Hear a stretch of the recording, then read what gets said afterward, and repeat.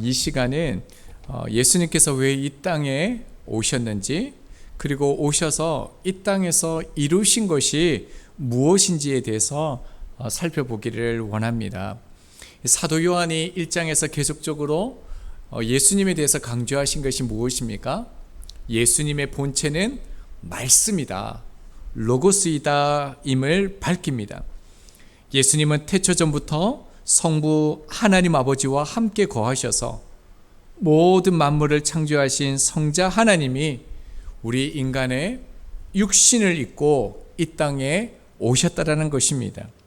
자, 이 사실을 뒷받침하는 것이요, 지난 본문부터 요한복음 1장 19절이죠. 그리고 2장 11절 내용이 이 사실을 뒷받침하고 있습니다. 이 시간은요, 예수님의 첫 번째 사역을 소개하는 그 한 주간의 내용이 담겨져 있습니다. 요한복음은 시간 순서대로 기록되어지지 않습니다. 그런데 특이한 것은요, 자, 본문 29절을 보면 이튿날로 시작합니다. 그리고 35절도요, 이튿날로 시작합니다. 그리고 43절도 이튿날로 시작하고요, 2장 1절을 보면요, 사흘째 되던 날로 시작합니다. 자, 이튿날, 사흘째 되는 날, 계산하면 며칠이 됩니까? 6일째가 되어집니다. 자, 이런 식으로요, 날짜별로 기록한 성경이 창세기입니다. 창세기도 첫째 날, 둘째 날, 셋째 날 이렇게 말씀하면서 기록하는데요, 요한복음도 특이하게 이튿날 이렇게 쓴 것은요, 창세기의 관점에서 썼기 때문에 그렇습니다. 이것은요, 예수님의 구속 사역과 창조 사역이 똑같다라는 거예요. 자, 창세기 1장 31절입니다. 하나님이 지으신 그 모든 것을 보시니 보시기에 심히 좋았더라. 저녁이 되고 아침에 되니 이는 여섯째 날이니라 라고 말씀합니다. 하나님께서 창조를 하시고 여섯째 날 완성을 하셨죠. 심히 좋으셨습니다. 그리고 난 후에 하나님께서 안식을 하셨습니다. 자, 그렇다면요, 예수님의 사역과 그 창세기의 그 창조 사역이 같다라고 말씀드렸는데, 예수님의 사역의 6일째가 뭐겠습니까? 2장 1절에 나오는 가나안의 혼인잔치입니다. 창조의 사건이요, 6일째에 완성되었던 것처럼 우리의 안식이 결국 예수님의 어린 양의 혼인잔치로 우리에게 임할 것을 우리 가운데 말씀하고 있다는 겁니다. 자, 그렇다면요, 어떻게 이 어린 양의 혼인잔치가 우리 가운데 임합니까? 이제 요한복음을 계속 우리는 보게 될 것인데요, 예수님의 7가지 표적이 나옵니다. 그 7번째 그 표적이 무엇인지 혹시 기억나세요? 죽은 나사로를 살리는 사건입니다.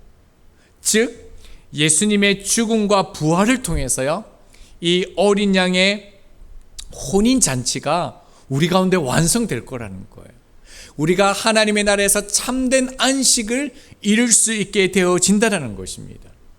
자, 이 놀라운 하나님의 그 창조 사역을 완성하기 위해서 오신 분이 예수 그리스도임을 계속적으로 밝히는 것이죠.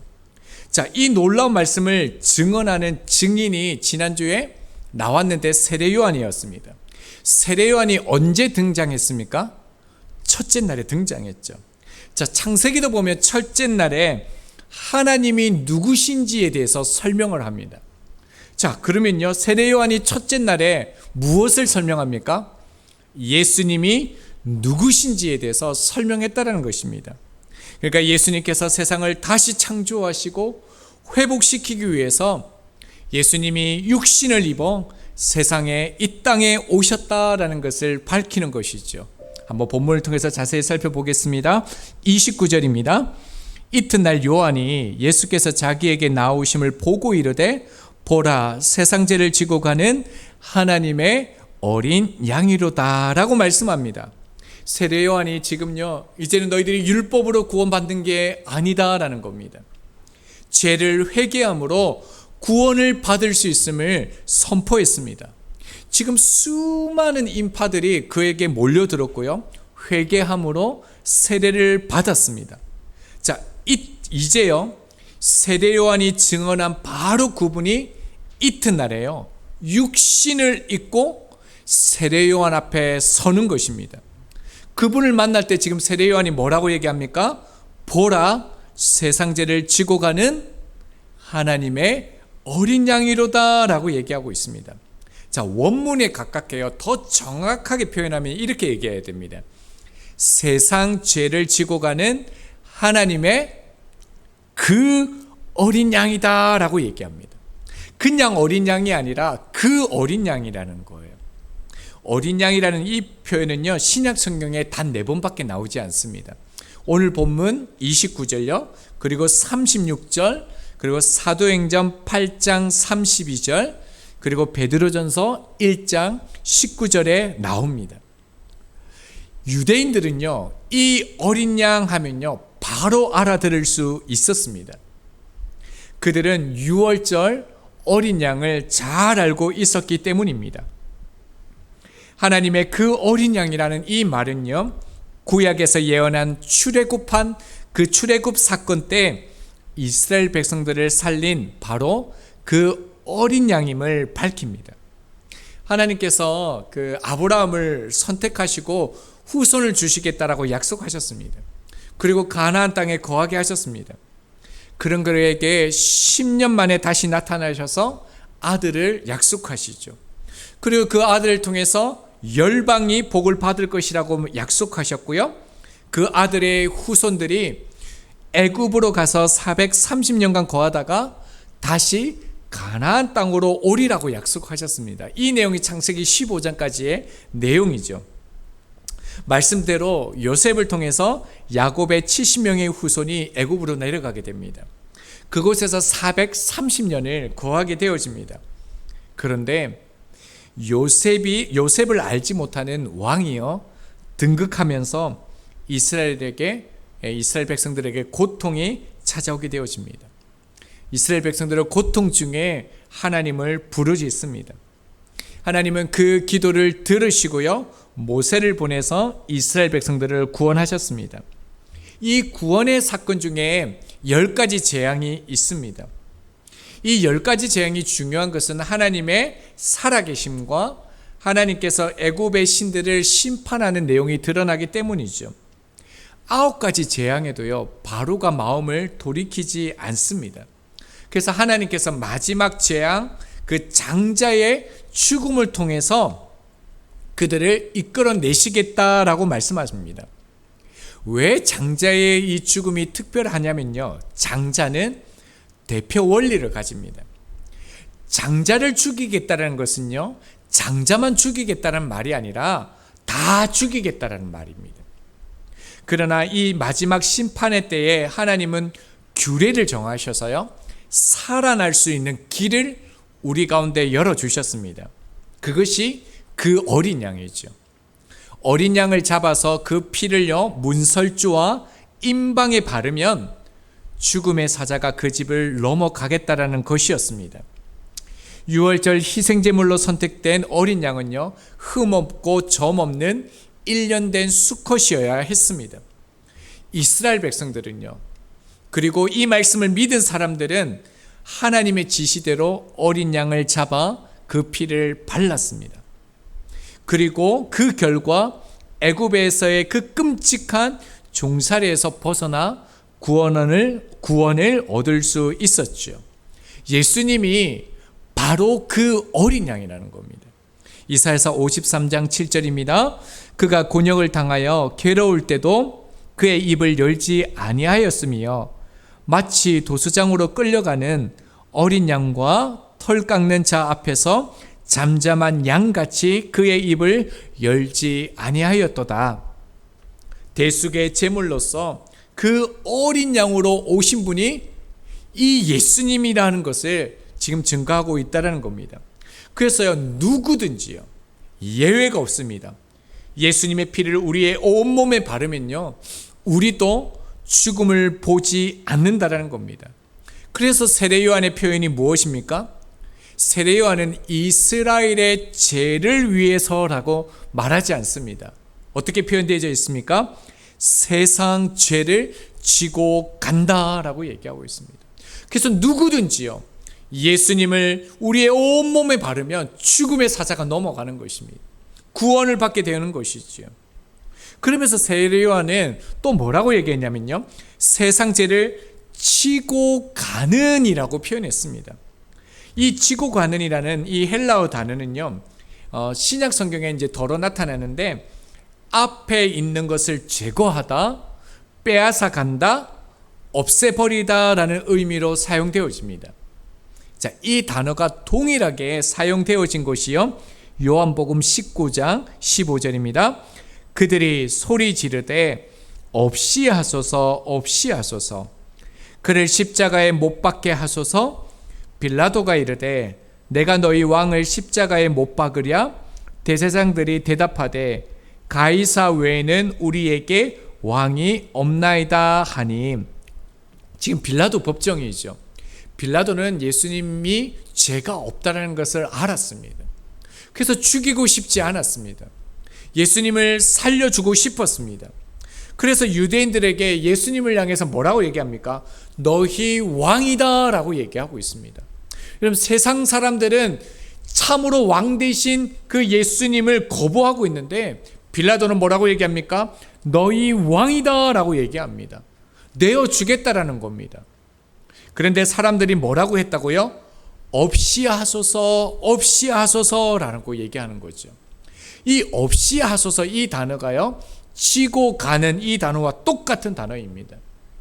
그러니까 지금 세상 사람들은 참된 왕이신 예수 그리스도를 뭐라고 얘기하고 있습니까? 없이 하소서, 없이 하소서. 제거해 달라는 겁니다. 없이 해 달라는 겁니다. 자, 어떤 상황입니까? 예수님은 분명히요, 하나님이신 그 본체이신데 이 땅에 인간의 죄를 제거하시려고 오셨는데, 인간들은 오히려 어떻게 합니까? 이 죄를 뺏기지 않으려고 하는 거죠. 죄를 꽉 짚고요, 오히려요, 죄를 없이 해주러 오신 예수님을 죽이려 한다는 겁니다. 그래서 예수님을 뭐라고 표현했다고요? 세상 죄를 지고 간다라는 거예요. 예수님께서 우리가 그 죄를 꽉 잡고 있으니까 예수님이 빼앗아 간다라는 거예요. 빼앗아 가서 제거해 버린다라는 거예요. 없애버리시는 그 분이라는 것을 세상 죄를 지고 간다라고 표현하고 있다라는 것입니다. 하나님의 어린 양이라는 이 선언은요, 세상을 하나님과 화목하게 하는 그 어린 양, 그 예수님이라는 것을 의미하는 것이죠. 자, 계속적으로 보겠습니다. 30절 말씀 같이 읽겠습니다. 시작. 내가 전에 말하기를 내 뒤에 오는 사람이 있는데 나보다 앞선 것은 그가 나보다 먼저 계심이라 한 것이 이 사람을 가리킴이라. 세례 요한이 말합니다. 내가 전에 말하기를 내 뒤에 오는 한 사람을 얘기하는데, 그분은요, 불로 세례를 베풀 것이다. 나는 그분의 신발끈을 풀기도 감당하지 못할 것이다 라는 것을 앞서 말했습니다. 자, 이 예수님이 누구라고요? 그이다. 지금 이분이다 라고 얘기하고 있습니다. 그런데 말씀을 보면 좀 이해가 안 되는 단어가 나오죠. 내 뒤에 오는 사람이 나보다 앞섰다라고 말합니다. 세례 요한은요, 예수님보다 6개월 전에 태어났습니다. 그런데 세례 요한은 예수님이 자기보다 먼저 계셨다라고 말하고 있습니다. 1장 14절에서 말했던 것처럼 예수 그리스도께서 육신이 되어서 우리 가운데 거하시는 시기는요, 요한의 출생보다 분명히 늦습니다. 하지만 그분은요, 본래 태초에 하나님과 함께 계셨던 말씀, 곧 하나님 자신이라는 것을 요한이 지금 드러내고 있다는 것입니다. 그러면서 이렇게 말씀합니다. 31절입니다. 나도 그를 알지 못하였으나 내가 와서 물로 세례를 베푸는 것은 그를 이스라엘에 나타내려 함이라 하니라. 예수 그리스도가 어떤 분이라고 말씀드렸습니까? 세상 죄를 지고 가는 바로 그 하나님의 어린 양이다. 그분은 창세전부터 계시는데 하나님 자신이다. 이 땅에 새로운 창조를 하시기 위해서 이 땅에 오셨다. 그런데 세례 요한이 하는 말이 뭐냐면요, 그 사실을요 자기도 전에는 알지 못했다라는 거예요. 자신도 이 예수님이 그분임을 알지 못했다라고 얘기하고 있습니다. 자, 예수님의 어머니 마리아와 요한의 어머니 엘리사벳은 친족간이었습니다. 그리고 처녀의 몸으로 아이를 가질 것이라는 천사의 예고를 받은 마리아는요, 그 엘리사벳 세례 요한의 어머니를 방문하게 되어집니다. 그리고 한 석 달쯤 정도 같이 생활을 했습니다. 이때 엘리사벳은 나이가 많음에도 불구하고 한 대략 대여섯 달 정도 전에 세례 요한을 잉태하고 있었습니다. 자, 그러니까요, 친족지간이니까 어머니끼리도 이렇게 알고 있었습니다. 근데 세례 요한은 지금 알지 못했다라고 얘기하고 있습니다. 두 가지 차원이 있는데요. 먼저는요, 그들이 친족간이었지만 만나지 않을 수 있었다라는 겁니다. 세례 요한은 유대 지역에서 자랐고요, 예수님은 갈릴리 지역인 나사렛에서 자랐기 때문에 서로 알지 못했다, 이렇게 표현할 수 있습니다. 하지만 본문에서 세례 요한이요 예수님을 몰랐다는 말은 그런 차원의 말이 아닙니다. 자, 세례 요한이 몰랐다는 말은요, 예수님의 신분이나 가족임을 몰랐다는 것이 아니라요, 여러분, 세례 요한도 예수님이 메시아라는 것을 몰랐다는 거예요.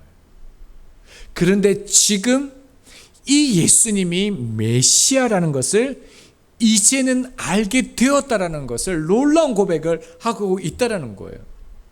이 놀라운 세례 요한도요, 실제로 처음부터 예수님이 누구신지를 바로 알았던 것이 아니라는 거예요. 자, 그러나 이제는요, 자신이 왜 예수님께 세례를 베푸는 이유와 예수님이 메시아임을 알게 된 것에 대해서 지금 설명하고 있다는 겁니다. 먼저 지금 자기가 왜 세례를 베풀고 있다고 말합니까? 자, 하반절에 보면요, 그를 이스라엘에 나타내려 함이다라는 겁니다. 세례 요한의 사명이죠. 예수님의 길을 나타내기 위해서 세례를 베풀고 있다라는 겁니다. 그리고 또한요, 세례 요한이 예수님을 알 수 있었던 것을 32절, 33절에서 말씀하고 있습니다. 요한이 또 증언하여 이르되 내가 봄에 성령이 비둘기같이 하늘로서부터 내려와서 그의 위에 머물렀더라. 나도 그를 알지 못하였으나 나를 보내어 물로 세례를 베풀라 하신 그이가 나에게 말씀하시되 성령이 내려서 누구 위에든지 머무는 것을 보거든 그가 곧 성령으로 세례를 베푸는 이인 줄 알라 하셨기에. 자, 세례 요한이요 다시 재차 말합니다. 뭐라고 말합니까? 주님을 알지 못했다라고 얘기하고 있습니다. 자, 이 말은요, 전에는 예수님이 누구였다는 것을 알지 못했지만 지금 내가 예수 그리스도를 확실히 알고 있다는 것을 지금 강조하기 위해서 이렇게 말씀하고 있다는 겁니다. 그가 자기 눈으로 똑똑히 보았기 때문이다. 그래서 이분은 정말 메시아다, 구원자다라고 말하고 있다는 겁니다. 자, 그렇다면요, 세례 요한이요 어떻게 메시아이신 예수님을 알게 되었습니까? 33절에 보면요, 나를 보내어 물로 세례를 베풀라 하신 그이가 나에게 말씀하시되. 그이가 누구입니까? 예, 하나님이시죠. 여러분, 세례 요한이 이분이 예수님인 것을 알게 된 것은요, 말씀이라는 거예요. 그러니까 이것은 지식이나 경험으로 알았다는 얘기가 아니라는 거예요. 하나님의 말씀으로 알게 되었다는 거예요. 자, 또 하나요. 어떻게 이 예수라는 이 청년이 하나님의 아들이심을 알게 됩니까? 또 하나 말씀을 보면요, 성령이 머무시는 것을 보았다라고 얘기하고 있습니다. 실제로 하나님께서 예수님께서 세례를 받았을 때 어떻습니까? 거룩한 영, 성령을 부어주십니다. 비둘기같이 하늘로서부터 내려오는 그 성령이 그의 위에 머물렀던 것들을 보았습니다. 이 예언은요, 실제로 이사야를 통해서 말씀하신 것입니다. 이사야서 42장 1절입니다. 내가 붙드는 나의 종, 내 마음에 기뻐하는 자, 곧 내가 택한 사람을 보라. 내가 나의 영을 그에게 주었은즉 그가 이방에 정의를 베풀리라. 어떻습니까? 성령의 임재를 통해서요, 예수가 그리스도임을 드러난 것입니다. 그래서 고린도전서 12장 3절에 이렇게 말씀합니다. 그러므로 내가 너희에게 알리노니 하나님의 영으로 말하는 자는 누구든지 예수를 저주할 자라 하지 아니하고 또 성령으로 아니하고는 누구든지요 예수를 주시라 할 수 없느니라. 무슨 말씀입니까? 예수님은요, 말씀과 성령을 통해서 예수님이 메시아임을 깨달을 수 있게 되어졌다라는 겁니다. 자, 이 사실은 지금도 똑같습니다. 여러분, 예수님이 하나님의 아들이심을 우리가 어떻게 알 수 있습니까? 지금도 수많은 사람들이요, 예수님을 세상죄를 지고 가는 하나님의 어린 양으로 알지 못합니다. 그런데 놀라운 것은요, 그들이 교회도 압니다. 예수님에 대해서도 들었습니다. 그럼에도 불구하고 세상 사람들은 예수님을 알지 못합니다. 왜 그러냐면요, 인간의 힘이나 가르침으로 예수를 알 수가 없기 때문입니다. 오직 말씀과 성령으로 알 수 있는 것입니다. 똑같은 원리가 어디에 나오냐면 예배에 나옵니다. 요한복음 4장 23절입니다. 아버지께 참되게 예배하는 자들은 영과 진리로 예배할 때가 오나니 곧 이때라. 아버지께서는 자기에게 이렇게 예배하는 자들을 찾으시니라. 하나님께서 예배하는 자들을 찾으신다라고 말씀합니다. 이 말을 다른 말로 얘기하면요, 하나님께서 그들 가운데 나타내신다라는 겁니다. 하나님의 임재와 영광을 드러내신다는 겁니다. 그런데 그러한 자들이 어떤 자들이라고 말합니까? 우리의 노력이요? 열심이요? 최선입니까? 아니다라는 거예요. 하나님을 만나는 자는 조건이 두 개밖에 없습니다. 영과 진리로. 무엇입니까? 즉 성령과 말씀으로만 하나님의 임재 가운데 설 수 있고요, 우리는 주님을 높일 수 있고 하나님을 만나는 경험하는 그 예배 가운데 나아갈 수 있다라는 것입니다. 그래서 세례 요한이 예수 그리스도가 하나님의 아들이심을 알 수 있게 된 것은 말씀과 성령으로 말미암아 내가 하나님의 아들이심을 믿게 되었다라고 말씀하고 있는 것입니다. 자, 우리 마지막 말씀입니다. 34절 같이 읽겠습니다. 내가 보고 그가 하나님의 아들이심을 증언하였노라 하니라. 세례 요한은요, 예수님에게 세례를 베풀 때 일어났던 일을 보았습니다. 성령이 임하는 것을 보았습니다. 그리고 예수님이 그리스도인 것을 확신하게 된 후에는요, 그가 하나님의 아들이심을 증거하였다라고 말씀하고 있습니다. 이제 말씀을 적용하겠습니다. 오늘 말씀의 핵심은 무엇입니까? 주님이 하나님의 그 어린 양이라는 겁니다. 하나님의 그 어린 양을, 그렇다면요, 누가 십자가에 못 박았습니까? 제사장들과 바리새인들이죠. 유대인들과 로마인들이었습니다. 그리고 십자가에 못 박으라는 군중들이었죠. 그뿐만 아니라 모든 사람이 예수님을 죽였습니다. 하지만요, 그들은 조연일 뿐입니다. 성경은 우리에게 다소 충격스럽게 말합니다. 이사야서 53장 1절을 보면요, 예수님을 죽인 직접적인 책임자가 나옵니다. 그 당사자가 나옵니다. 누구일까요? 바로 하나님 아버지라는 것을 말씀합니다. 하나님이 아들 대신 예수님을 십자가를 지시게 결정하신 것입니다. 왜 아버지가 아들을 죽입니까? 한마디로요, 우리의 허물과 우리의 죄악 때문에 우리가 당해야 하는 질거와 슬픔을 대신 당하신 것입니다. 이로 인해서요, 하나님과 인격적인 관계를 다시 회복할 수 있도록, 하나님과 누릴 수 있도록 아버지 하나님께서 우리를 치시지 않고 아들을 죽이신 것입니다. 예수님이 어떠한 분이십니까? 예수님은 하나님의 그 어린 양으로 세상 죄를 없이 하실 분입니다. 우리의 죄를 뺏어가서 없애시는 분이십니다. 그래서 예수님께서 십자가를 지심으로 우리를 위해 그 모든 죄를 지셨습니다. 이제 거룩한 어린 양이신 그리스도께서 감당하시지 못할 것은 결코 없습니다. 자, 믿음의 사람들을 보면 하나같이 공통점이 있습니다. 그것은요, 믿음의 사람들은 자신이 얼마나 연약한 사람임을 잘 아는 자들입니다. 그들은요, 내가 하나님을 기쁘게 할 수 없을 뿐더러 하나님을 섬길 수 없고 죄와 싸워 이길 능력도 없다는 것을 압니다.